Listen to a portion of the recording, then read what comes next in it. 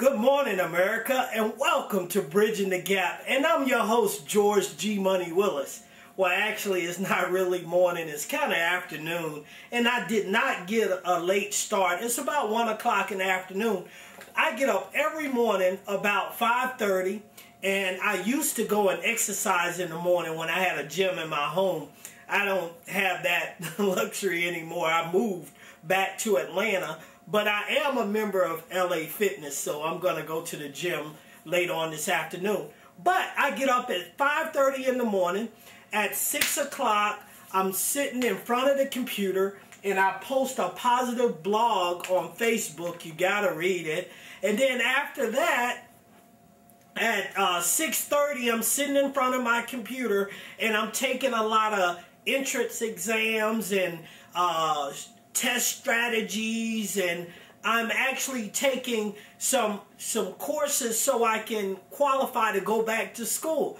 That's right, I'm going back to school. Knowledge is power. I don't necessarily think I need school, but it sure can't help, and it will enhance the qualities that I already have. So I'm going back to school.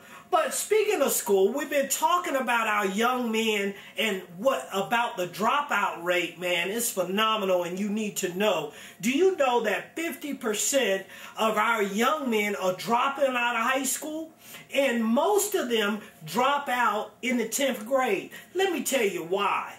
In the 9th grade, a lot of the boys are being held back because they don't want to pass them on to the 10th grade because in the 10th grade, they have to take a standardized test that the school is being judged by. So a lot of times the schools will hold them back so that the school won't get a black eye. But let me tell you a couple of things that happen. When they hold them back, you know, guys are really trying to impress young girls at that time and their friends, and their personality and their self-esteem is really being developed around that time.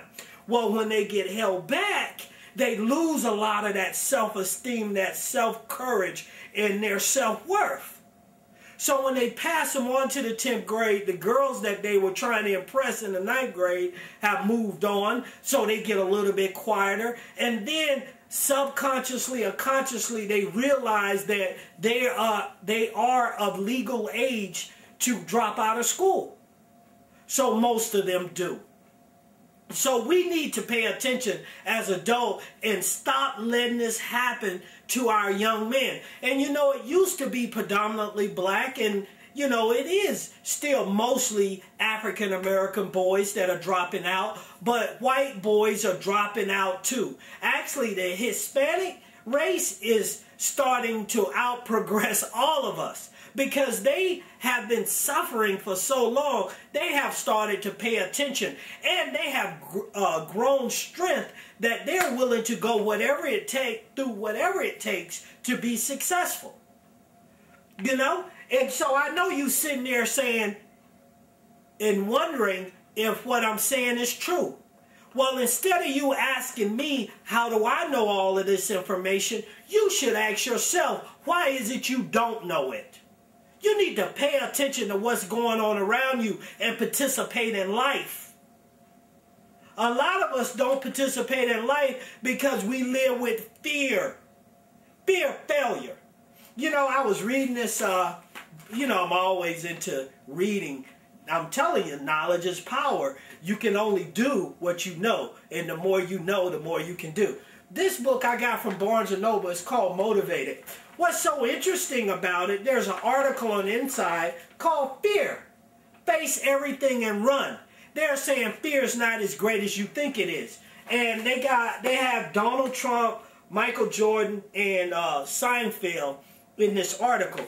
But what's most interesting to me is Donald Trump has a quote in here. He said, failure is one of the main ingredients to success. Okay? But the fear of failure won't let you play the game. So don't live with the fear of failure. Most of us don't do something because we fear we're going to fail at it. Our young men are not passing on through school because they fear they're going to fail. So they say, if I'm going to fail, I might as well stop now. But failure is one of the main ingredients to success. Another book that you need to get that's real interesting, Why Boys Fail, by Richard Whitmire.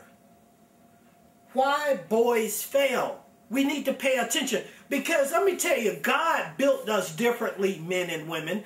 God built us to be strong and to be warriors, to go out and fight for our families, right? God built the woman to be the nourisher, the backbone of the family, to bring the love and hold the family together. Now you don't have a man, and the woman has to step into the role of the man, so nobody's at home. Come on.